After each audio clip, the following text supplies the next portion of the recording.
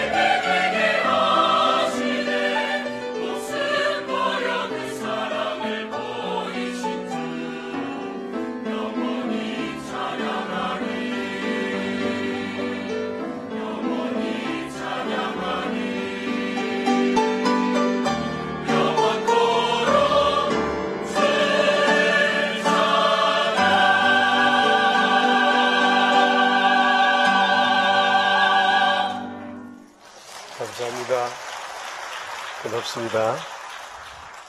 이제 우리 하나님의 말씀을 함께 보겠습니다. 고린도후서 4장 6절에서 7절 말씀입니다.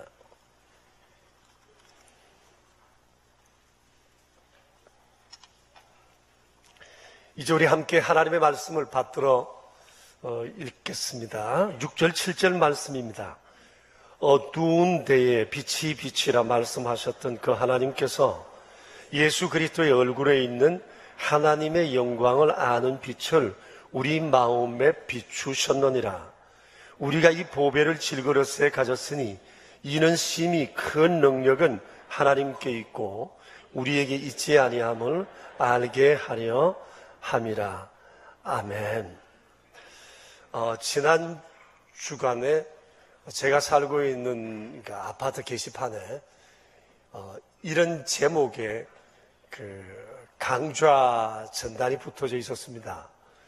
영혼이 강한 아이로 키우라. 요즘은 어딜 가나 아이들에 대한 관심이 큰 것 같습니다. 근데 영혼이 강한 아이로 키우라. 기독교 강좌가 아닐 텐데 무슨 말을 할까 매우 궁금했습니다.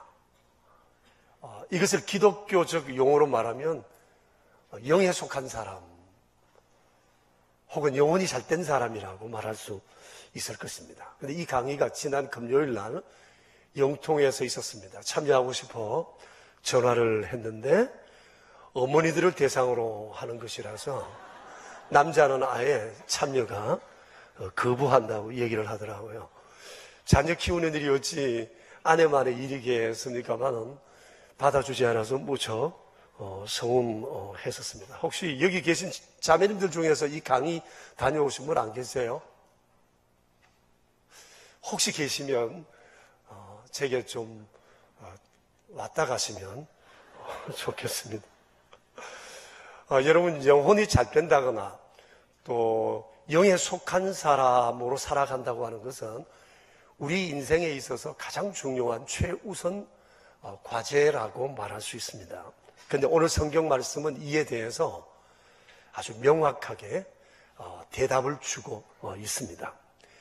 오늘 성경 말씀의 주제는 크게 두 가지입니다. 인생이란 무엇인가, 그리고 그리스도인이란 누구인가라고 하는 것입니다. 사실 여러분, 인생이란 무엇인가에 대해서는 동서고금을 통해서 매우 중요하게 다루어져 왔습니다. 우리가 잘 아는 것처럼 히랍의 유명한 철학자인 소크라테스는 인간의 궁극적인 삶의 문제는 자기 자신됨을 아는 것이다 라고 했습니다. 그는 이것이 철학하는 이유라고도 말했습니다. 오늘 성경 말씀에서는 성경적 인생관에 대해서 이렇게 말씀하세요. 인생이란 질그릇이다. 인생은 질그릇이다. 여러분, 사실이 그렇지 않습니까? 하나님께서 사람을 지으실 때 흙으로 지었습니다. 우리 사람의 근본은 흙입니다. 이것은 우리가 누구인지를 아주 곰씹어보는 매우 중요한 거라고 생각합니다. 그리고 우리가 흔히 사람됨을 표현할 때 그릇이라는 얘기를 사용합니다. 그 사람 그릇됨이 괜찮다라고 하는 것들이죠. 그래서 흙으로 만든 사람이니까 질그릇이라고 하는 것은 매우 적절한 표현이라고 생각이 되어집니다.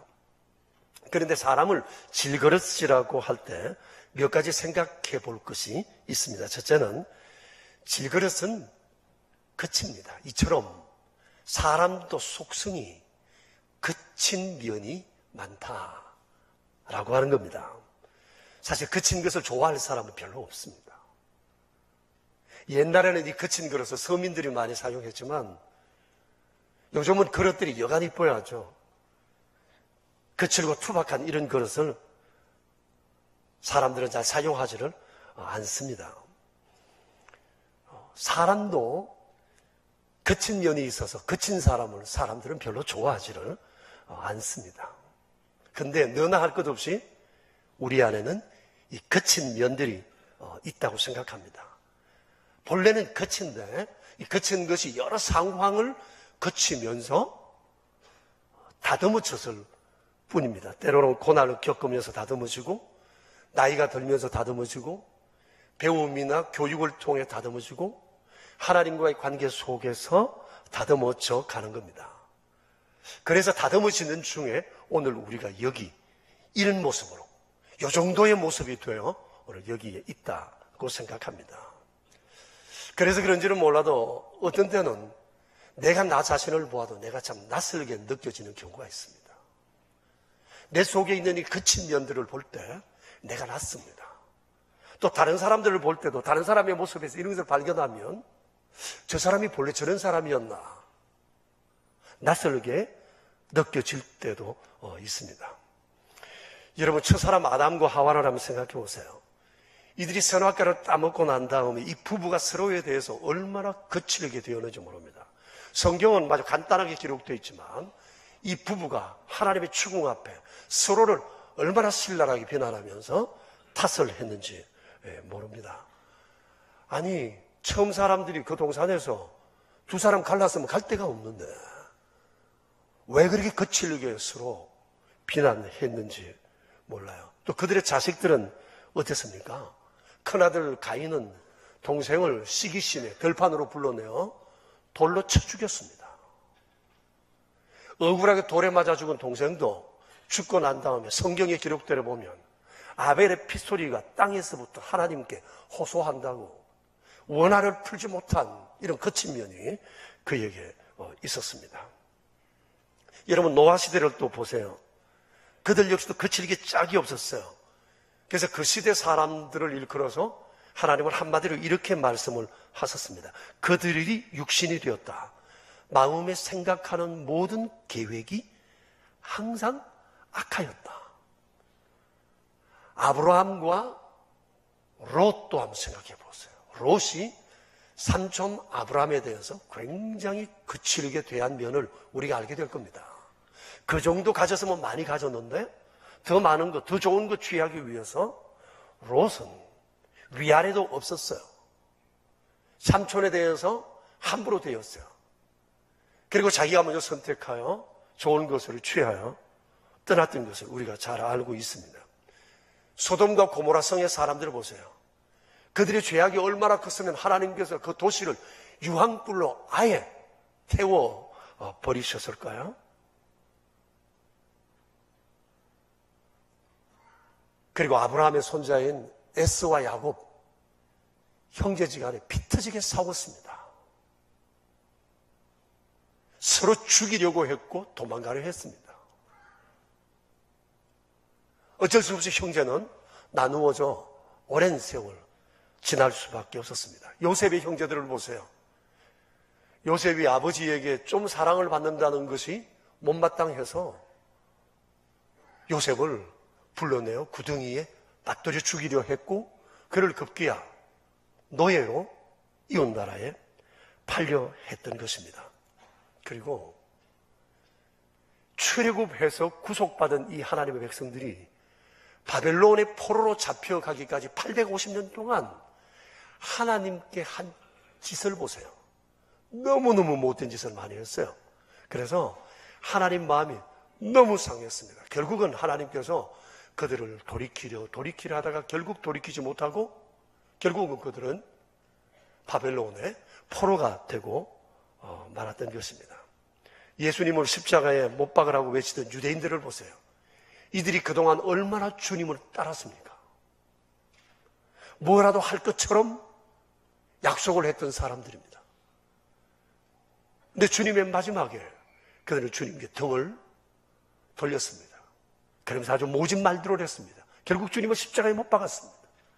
로마 병정들은 어떻습니까? 아주 처참하게 주님을 십자가에 못 박는 일에 앞장섰던 것입니다. 스데반을 돌로 쳐 죽인 수많은 유대인들을 생각해 보세요. 여러분, 이런 얘기를 하자면 아마 끝이 없을 것입니다. 돌아보면 세상에는 금수보다 못한 못된 인간들이 너무너무 많습니다. 그래서 로마서 1장 29절에는 이런 사람들에 대해서 하나님께서 이렇게 말씀하고 계십니다. 그들은 불의하고 추악하고 탐욕이 많고 악의가 가득하고 시기하고 살인하고 분쟁, 사기, 악독이 가득한 자요, 수근수근하는 자요, 비방하는 자요, 하나님께서 미워하시는 자요, 능욕하는 자요, 교만한 자요, 자랑하는 자요, 악을 도모하는 자요, 부모를 거역하는 자요, 우매한 자요, 배약하는 자요, 무정한 자요, 무자비한 자라고 말씀하고 있습니다. 세상이 왜 이렇게 소란할까? 이렇게 거친 사람들이 너무 많기 때문에 사람이 모인 곳마다 편안할 데가 없는 겁니다. 하나님께서 로마서 1장에서 말씀하세요. 왜 이렇게 사람이 거친가? 이유에 대해서 이렇게 말씀하세요. 그들이 마음에 하나님 두기를 싫어하기 때문이다. 하나님에 대해서 멀어지는 사람들일수록 거칠다는 거예요. 그래서 하나님께서 이 거친 사람을 그냥 거친 대로 내버려 둬버렸다. 그래서 이들이 제멋대로 죄를 짓고 살았다고 말씀하세요. 남의 말을 할 것 하나 없습니다. 여러분, 우리 자신이 모두 다 거칩니다. 많이 거친 사람들입니다. 태생적으로 우리는 거친 인생으로 태어났어요. 선하게 태어난 사람 없어요. 아기들이 천사 같다고요? 얼마나 부모 속을 태우고 썩이고 아프게 합니까? 사람은 악하게 태어났습니다. 아주 거칠게 태어나요. 질그릇의 본성이 그 속에 그대로 들어앉아 있다고 하는 거예요. 그런데 이러한 거친 인간들이 좋은 부모 만나고 좋은 친구 만나고 좋은 아내 만나고 좋은 남편 만나고 또 이런저런 좋은 교육과 훈련을 받고 그리고 또 고난을 겪으면서 나이가 들어가면서 또 하나님을 만나면서 이렇게 다듬어지고 깎여져서 이런 모습으로 하나님 앞에 사람 앞에 서 있다고 하는 거예요. 돌아보면 만약 거친 그대로 내버려 두었더라면 하나님을 믿지 않았다면 제 명대로 살지 못했던 사람 많을 거라고 생각합니다. 저부터 그럴 것 같습니다. 저도 25 되던 해 예수님을 인격적으로 만나지 못했다면 저는 제 인생에 대해서 자신할 수 없습니다. 25살 젊은이는 혈기방자하잖아요. 그리고 제가 또 그 당시 운동을 많이 했거든요. 무서운 게 없었어요. 솔직히 말해서 한 번도 안 싸워봤는데 싸우면 지지 않을 것 같았어요. 언제든지 자신 있었어요. 그러니 이런 젊은이가 예수 안 믿었으면 제 명대로 살았겠어요? 아마 이것은 제 얘기뿐 아니었을 것입니다. 여러분 자신도 마찬가지라고 생각을 합니다. 그래서 말입니다. 제가 오늘 아침 이런 제안을 해봅니다. 아침에 일어나면 제일 먼저 나 스스로에게 우리가 이런 얘기를 해줬으면 좋겠다. 넌 본래 질그릇이었다. 아침에 일어나면 나에게 그렇게 얘기를 해줬으면 좋겠어요. 넌 본래 질그릇이었다. 그런데 하나님의 은혜를 입고 우리가 이런 모습이 돼요. 여기에 있는 거죠. 질그릇. 이 질그릇에 뭐 이것저것 아무리 채워 놓아도 결코 행복할 수가 없는 겁니다. 자, 질그릇은 거칩니다. 거칠 뿐만 아니라 약합니다. 그래서 잘 깨어집니다. 사람도 그렇습니다. 사람이 참 약합니다. 몸이 약합니다. 저도 지금까지 오면서 육신적으로 죽을 뻔한 때가 2번 있었습니다. 거의 숨이 끊어지고 이대로 사람 구실 못한다고 했던 때가 어렸을 때 2번 있었어요. 여러분도 그럴 때가 있지 않았나 모르겠습니다. 그래서 사람 몸이 굉장히 강해 보여도 감기도 못 이기잖아요. 사고나 보세요. 찢어지고 깨지고 터지고 부러지고 몸이 다 분해돼 버리는 그런 상황을 보게 되면 육체라는 것이 굉장히 허망하다는 생각을 하게 됩니다. 그래서 예로부터 힘자랑, 건강자랑, 돈자랑 하지 말라고 그랬어요. 이게 내 것 같은데 한순간에 날아갈 수 있다고 하는 거예요. 이만큼 사람 몸이 약해요. 그리고 마음도 아주 약해요. 베드로전서 3장 7절에 보면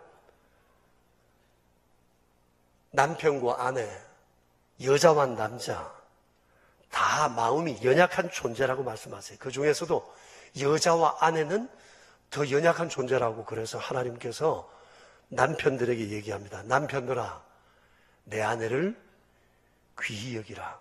그는 더 약한 그릇이니라. 형제님들 아셨습니까? 아셨습니까? 예, 그런 분들은 사랑받을 겁니다. 예, 아내는 나보다 더 약한 그릇이니 더 귀히 여기라고 말씀하세요.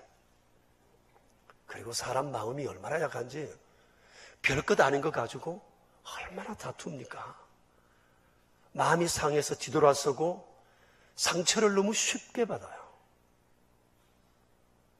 그리고 이게 잘 안 풀립니다. 좁쌀 영감이 따로 없어요. 안 풀려요. 마음이 너무 좁아요. 용서를 못해요. 그래서 배신해요. 뒤돌았어요. 어떤 사람은 풀지를 못해가지고 무덤까지 상한 마음을 가지고 가는 사람들도 얼마나 많은지 모릅니다. 여러분 아시잖아요. 지난 주간에 돈 때문에, 사랑 때문에 총으로 사람 쏴 죽이고 자기도 자살한 사람 보세요.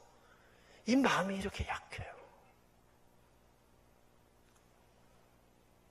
이런 사고를 저지르는 것이 어디 뭐 한두 건이 아니잖아요. 그뿐 아닙니다. 의지도 매우 약한 것이 사람입니다.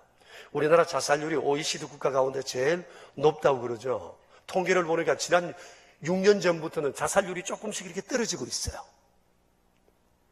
그래도 2003년 12월 말까지 그해 자살한 사람 숫자가 얼마냐? 14,427명. 평균으로 따지면 하루에 39.5명이 자살했습니다. 여러분 이거 자살률이 굉장히 높은 거예요. 그런데 10대에서 30대가 비중이 제일 높고 남자가 여자보다 2.3배 자살이 더 많아요. 남자 이거 강한 것처럼 보이는데 성질이 욱해가지고 참지를 못해. 그러니까 남자가 더 많이 죽어요. 그러나 여러분 생각해 보세요. 아무리 성질 난다고 해서 죽으면 안 되죠. 남 죽일 정도로 되면 안 되죠. 이 생명이 내 게 아니잖아요. 이게 내 부모의 것이고 형제의 것이고 하나님의 것이잖아요. 그래서 사람이 의지가 약한 것이 작심삼일이라는 말, 이걸 보면 잘 압니다. 결심한 바를 생각만큼 지켜가지를 못합니다. 뭘 시작했으면, 약속을 했으면 좀 끈기를 가지고 끝장을 봐야 할 텐데 그러지는 못해요. 덜쑥날쑥해요. 감정을 따라 이리 움직이고 저리 움직이는 경우가 얼마나 많은지 몰라요. 여러분, 질그릇이어서 그런 것 같습니다. 그래서 그칠기 짝이 없고 약해서 상하고 부러지기, 깨어지기가 너무 쉬운 것 같아요. 이런 질그릇 속에 뭘 아무리 채워넣는들 그 인생이 행복하겠어요? 행복할 수 없어요. 그래서 하나님께서 질그릇인 우리 속에 보배를 담아 주셨다고 말씀을 하세요. 여러분 7절을 함께 보겠습니다. 7절 서두에 보면 뭐라고 그러세요? 우리가 이 보배를 질그릇에 가졌으니 라고 말씀을 하세요. 질그릇인 우리 안에 하나님께서 보배를 담아 주셨다는 겁니다. 그러니 질그릇은 질그릇인데 우리는 보배를 담은 질그릇이라는 거예요. 우리 가치가 굉장히 상승된 겁니다. 존엄하게 된 거예요. 운명이 달라진 거죠. 팔자가 고쳐진 것입니다. 여러분 그릇의 가치는 그 속에 뭐가 담겼느냐에 따라 결정되어집니다. 근데 우리 속에는 보배가 담겨 있어요. 그러니 이 그릇됨이 얼마나 소중한 것인지 모릅니다. 자, 그러면 우리 안에 담겨 있는 이 보배는 과연 뭐겠어요? 여러분 6절을 한번 볼까요? 6절에 그 대답이 있어요. 6절을 우리가 같이 한번 읽겠습니다. 6절 말씀 같이 읽어봅시다. 어두운 데에 빛이 빛이라 말씀하셨던 그 하나님께서 예수 그리스도의 얼굴에 있는 하나님의 영광을 아는 빛을 우리 마음에 비추셨느니라. 그리고 이어서 7절에 뭐라고 그랬었죠? 우리가 이 보배를 질그릇에 가졌으니 라고 말씀하세요. 자, 그러니 이 보배가 뭐죠? 6절의 내용이 보배라는 겁니다. 예수 그리스도의 얼굴에 있는 하나님의 영광을 아는 빛, 이게 보배라는 겁니다. 하나님께서 이 빛을 우리에게 비추어 주셨다는 거예요. 그러면 예수 그리스도의 얼굴에 있는 하나님의 영광을 아는 빛은 구체적으로 뭘 말하느냐? 4절에 뭐라고 그러세요? 4절 뒤에 보면 그것을 뭐라고 했는가 하니 그리스도의 영광의 복음의 광채라고 말씀하세요. 그러니 보배는 복음을 통한 광채예요.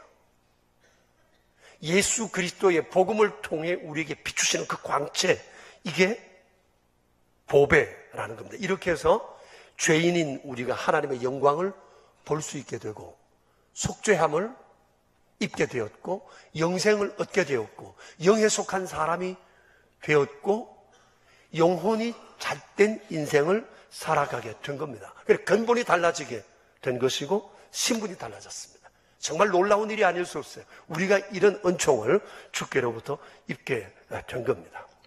그러니 여러분, 세상에서 가장 행복한 사람은 예수 그리스도의 얼굴에 있는 하나님의 영광을 아는 빛, 복음의 광채에 비추임을 입은 사람들입니다.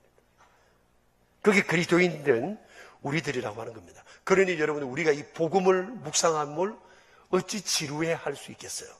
그래서 지난주에 주께서 우리에게 말씀하셨습니다. 다시 복음 앞에 서라. 자주 복음 앞에 서라고 그랬어요. 이렇게 좋은 복음을 우리가 어찌 한번 듣고 말 수가 있겠어요? 계속 이 복음을 생각하지 않을 수가 없는 겁니다. 자, 그러면 우리 한번 정리해 봅시다. 그리스도인이란 그러면 어떤 사람입니까? 오늘 성경 말씀을 가지고 우리가 한번 정의를 한번 내려봅시다. 그리스도인이란 어떤 사람을 말하죠? 제가 좀 길게 말씀드릴 텐데 한번 들어보세요. 그리스도인이란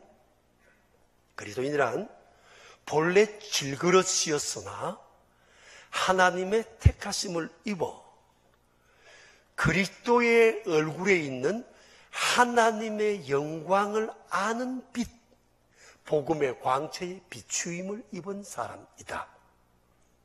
이게 그리스도인에 대한 성경적 정의입니다. 아시겠습니까?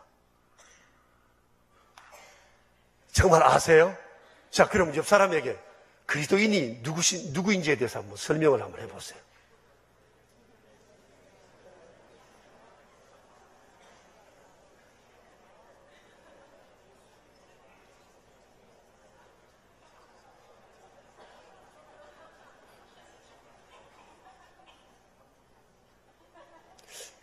자, 여러분, 이건 굉장히 중요한 정의예요. 그리스도인은 누구냐에 대한 성경적 정의입니다. 제가 다시 한번 말씀드릴게요. 같이 한번 해볼게요. 그리스도인이란 본래 질그릇이었으나 하나님의 택하심을 입어 그리스도의 얼굴에 있는 하나님의 영광을 아는 빛, 복음의 광채에 비추임을 입은 사람. 이게 그리스도인에 대한 정의입니다. 자, 우리 심규석 목사님께서 대표로 한번 해보겠습니다. 한번 일어나. 마이크 드릴까요? 아니면 크게 한번 뒤로 돌아서 심 목사님이 잘 하세요. 자, 그리스도인이란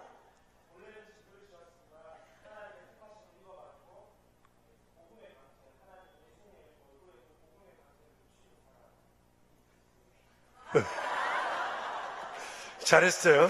네. 여러분, 우리가 이런 개념들을 자꾸만 익히는 것은 매우 중요하다고 생각합니다. 자, 그러니 여러분 한번 생각해 보세요. 내가 그리스도인이 됐다는 것은 굉장히 자랑스러운 일입니다. 하나님의 택하심을 이룬 일이에요. 이 능력이 우리에 있는 것이 아니고 하나님께 있다고 말씀하세요. 내가 믿고 싶어 그리스도인이 되는 사람 아무도 없어요. 하나님께서 믿게 해주셔야 그리스도인이 될 수 있는 것이거든요. 그러니까 그리스도인이라고 하는 것을 자부심도 가지고 자랑해도 좋아요. 여러분, 사실 그렇지 않습니까? 내게 너무너무 좋은 보화가 있는데, 세상 사람들 가질 수 있는 그런 보화가 있는데, 그러면 이 사람 태도가 어떨 것 같아요? 표정부터 다를 겁니다. 말이 굉장히 유할 겁니다. 세상에 살면서 이런저런 고난을 만나도 고난을 넘기는 태도가 굉장히 여유만만할 겁니다. 왜? 내게 이런 엄청난 보화가 있는데 뭐 그런 고난, 그런 아픔이야 별것 아니라고 생각을 하게 되는 겁니다. 사도 바울이 그랬습니다. 사도 바울이 복음을 알고 난 다음에 바뀐 사람이에요. 표정이 바뀌고 언어가 바뀌고 생활 태도가 바뀌고 바뀐 사람이에요. 여러분 본래 전해 오는 얘기로 바울은 굉장히 추남이었대요. 용서하고 들으세요. 그분이 눈썹이 일자 눈썹이었답니다. 그리고 머리가 이게 머리카락이 없어요. 그리고 그분을 상상해서 그려놓은 그림을 봤는데 얼굴이 광대뼈가 굉장히 많이 튀어나왔고 삼각형처럼 보였어요. 눈도 어두우시고 키도 자그만하세요. 그런데 이분이 굉장히 율법적이고 사람을 정죄하는 사람이니까 표정도 굉장히 차갑고 굳어 있어요. 그런데 이분이 예수님을 믿고 난 다음에 사람이 바뀐 겁니다. 다 달라졌어요. 한 번은 그분이 복음을 전하다가 유대인들의 고소를 받아 감옥에 갇히게 되었어요. 그때 유대의 분봉왕 아그리빠와 베스토 총독이 바울을 불러 신문하던 중에 자기 자신에 대해서 변호할 기회를 줬습니다. 그때 바울이 이렇게 얘기합니다. 내가 어떻게 예수 믿게 되었는지, 그리고 내가 예수님을 믿고 난 다음에 내가 그토록 자랑스러워했던 모든 것을 그리스도를 위하여 배설물처럼 여길 수밖에 없었던 그 이유에 대해서 그가 간증을 했습니다. 그때 이 바울의 간증을 듣던 베스토 총독이 큰 소리치며 말합니다. 바울아, 네가 미쳤구나. 내 많은 지식이 너를 미치게 했다. 그때 바울이 이렇게 대답합니다. 총독 카카, 내가 미친 것이 아닙니다. 내가 정신이 온전하고 내가 참말을 하고 있습니다. 내가 이렇게 감옥에 갇힌 것 외엔 당신이나 여기 있는 모든 사람들이 다 나와 같이 되었으면 좋겠습니다. 라고 얘기를 했습니다. 바울은 감옥에서도 그리스도가 얼마나 좋았는지 복음의 광채에 비추임을 입은 자기 자신에 대한 굉장한 자부심과 기쁨을 가지고 있었습니다. 그런데 여러분, 어찌 이것이 바울 안에만 있는 감격이어야 하겠느냐는 겁니다. 하나님의 영광의 빛을 비추임을 받은 사람은 누구를 막론하고 복음의 광채로 또 다른 사람들에게 비추어야 할 사명이 있다고 하는 겁니다. 저는 우리 교회에 이런 분을 알고 있어요. 자기 일터에서, 직장 안에서 이 빛을 드러내는 일에 굉장히 적극적인 분을 알고 있습니다. 삼성에 다니시는 분이신데 그분은 직장 안에서 복음을 전하고 난 다음에 꼭 성경책을 이렇게 선물로 준다고 그래요. 그리고 어떤 이들에게는 지난해 제가 표현했던 그 책, 물가의 더 큰 나무들이라고 하는 이 책을 또 선물로 주기도 한대요. 그래서 아마 그분이 지난해만 전한 성경책이 한 50권 정도, 그리고 이 물가의 큰 나무들 이 책은 한 50지를 전했어요. 제가 사인을 일일이 해줬으니까 제가 알고 있죠.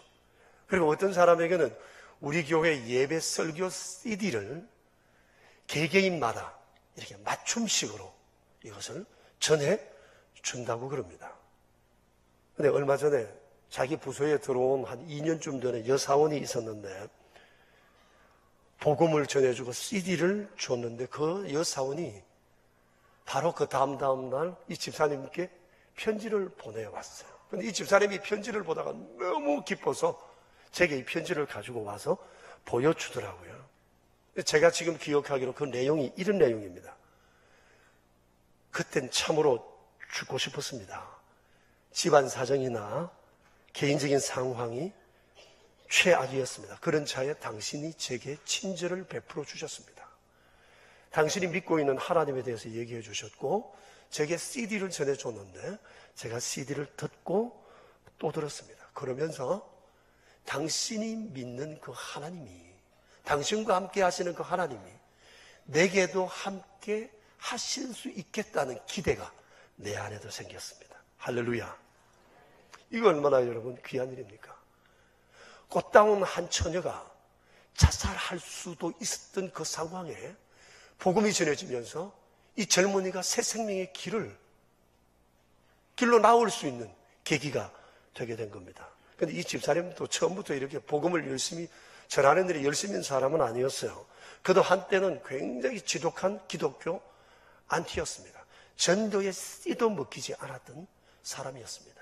미국에서 공부하다가 우리 한국에 들어와서 우리 교회에 나왔는데 나오면서 이분이 복음을 듣게 되었어요. 복음을 알게 되면서 신앙에 눈이 뜨이게 되고, 이분이 얼마나 열심히 그때부터 하나님 말씀 읽고 새벽 기도하고 주변에 복음을 전하면서 살았는지 몰라요. 그러는 중에 하나님께서 어느 날 이 사람을 확 사로잡아 버리셨는데 믿음의 탄력을 받은 겁니다. 그리고 더 열정적으로 주님의 복음을 전하며 살게 된 겁니다. 한 번은 그가 자기 자신에 대해서 이렇게 얘기하더라고요. 목사님, 전에 저는 부서 사람들에게 깡패였습니다. 물론 아직도 멀었지만 점점 순한 양이 되어가고 있습니다. 제가 책임자로 있으니까 회식을 종종 주관하는데 제가 주관하는 회식에는 2차는 없습니다. 술은 없습니다. 그런데 윗사람 사장이나 전무가 하는 회식에 가면 어쩔 수 없이 저도 술을 조금 합니다. 그런데 옛날에 비하면 그것도 양반입니다. 여러분, 이 집사님은 주께서 그에게 비추어 주신 이 복음의 광채를 내 안에 담아두지 않고 다른 사람들에게 열심히 비추고 있다는 사실이에요. 이건 굉장히 중요한 겁니다. 여러분, 인생에서 참 중요한 것은 얼마나 공부를 많이 했느냐, 학위가 얼마나 있느냐, 돈은 얼마나 많으냐, 사업은 얼마나 잘 되느냐, 수익은 얼마나 많으냐, 재능은 뭐냐, 세상에서 유명하냐. 이것보다 더 중요한 것은 내가 가진 지식이, 내가 가진 재물이, 내가 가진 재능이, 내가 가진 명예가, 내가 가진 이 일터가 하나님의 복음의 광채를 드러내는 일에 쓰임받고 있느냐라고 하는 것입니다. 여러분, 우리는 그리스도를 알기 전엔 거칠고 약하고 쉽게 깨어지는 질그릇과 같은 존재들이었습니다. 이런 우리에게 하나님께서 예수님의 얼굴에 있는 하나님의 영광을 아는 빛, 복음의 광채를 우리에게 비추어 주신 겁니다. 그래서 우린 이제 보배를 가진 정말 존엄한 자들이 되었습니다. 여러분, 우리 그리스도인들은 룰루랄라 하며 살아도 됩니다. 그리고 내가 왜 룰루랄라 하며 사느냐, 그 이유를 묻는 사람들에게는 반드시 그것이 예수님, 복음 때문이라고 이유를 묻는 자에게 그 이유를 말해주어야 할 것입니다. 한 주간 아름다운 사명이 있는 날이 되기를 축복합니다. 우리 함께 기도하겠습니다. 여러분, 우리 자신을 한번 돌아봤으면 좋겠습니다. 자랑하는 사람 많이 봤습니다. 근데 그게 얼마나 주의 영광을 위해서 서여지고 있느냐, 이거 굉장히 중요합니다. 내가 그리스도인이면서도 그리스도인됨을 자랑하지 못하고 사는 사람들도 있습니다. 왜 그러냐, 이것은 복음에 대한 깨달음이 없기 때문이거나 적기 때문이라고 생각합니다. 여러분, 이젠 우리는 룰루랄라 해야 할 인생입니다. 예수님이 그렇게 우리를 만들어 주셨습니다. 어떠세요? 내 삶 속에 질그릇 같은 거칠고 약하고 깨진 면들이 많이 있으셨죠? 이제 이것을 우리 한번 새롭게 회복했으면 좋겠습니다. 주님 주시는 그 힘으로 우리 함께 주님 앞에 기도하며 나아가겠습니다. 살아계신 주님, 우리를 붙드소서. 하나님의 은혜로 주의 우리를 새롭게 하시옵소서.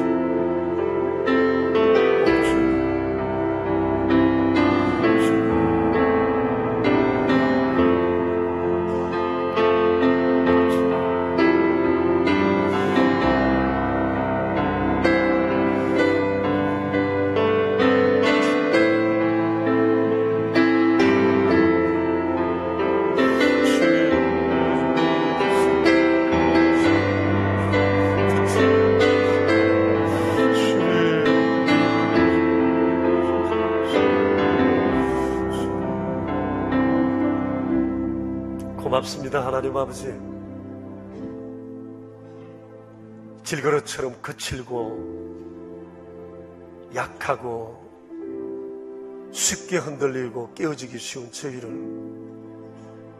이렇게 참 보배로운 주님이 저희 안에 계셔서 보배로운 존재로 만들어주셔서 감사합니다. 그런데 이것을 자랑스럽게 생각하지 못하고 나의 나됨이 하나님의 은혜인 줄 알지 못하고 건방진 말과 태도와 행동들을 했던 것을 용서해 주시고 주께 감사하지 못하고 영광 돌리지 못했던 것을 용서해 주십시오. 하나님께서 우리에게 주신 수많은 것들을 자랑하면서도 주께서 우리에게 주신 것으로 인해 복음의 광채를 드러내는 아름다운 도구로 서여지지 못한 것을 퍽 죄송하게 생각합니다. 자비로우신 우리 하나님 아버지, 주님을 만나지 못했다면 거칠게 살다가 거친 들판에서 그렇게 끝나고 말았던 우리 인생들 주께서 붙들어 다듬어 여기까지 오게 하셔서 감사합니다. 주여, 더욱 복음으로 저희를 다듬어 주시고 하나님 기뻐하시는 아름다운 인생으로 빚어지게 하사 가는 곳마다 우리의 복음의 광채를 보는 이들이 주님을 보던 주께로 돌아오는 놀라운 역사가 일어나게 하여 주시옵소서. 우리 구주 예수 그리스도 이름으로 기도합니다. 아멘. 이제 우리 다 함께 일어나셔서 510장을 찬양하겠습니다. 주께서 저희들에게 행하신 일을 무엇으로 다 감사드릴 수 있겠습니까? 주여, 날마다 복음 앞에 서게 하시고 자주 서게 하시고 저에게 비추어진 복음의 광채를 드러내며 살아가는 저희 모두가 되게 하옵소서. 오늘도 베풀어 주신 은총을 기억하고 예물을 구별하여 주님께 드리옵니다. 11조 예물로, 감사 예물로, 주정헌금으로, 오른손 헌금과 완달라 선교 헌금과 사랑의 식탁으로, 장학 헌금과 건축 예물로 드린 손길들 있습니다. 한 분 한 분의 손길 위에 주의 풍성하신 은총을 도와주시고 날마다 주의 거룩하심을 더딥혀 주셔서 주의 영광 드러내는 복된 통로 되게 하옵소서.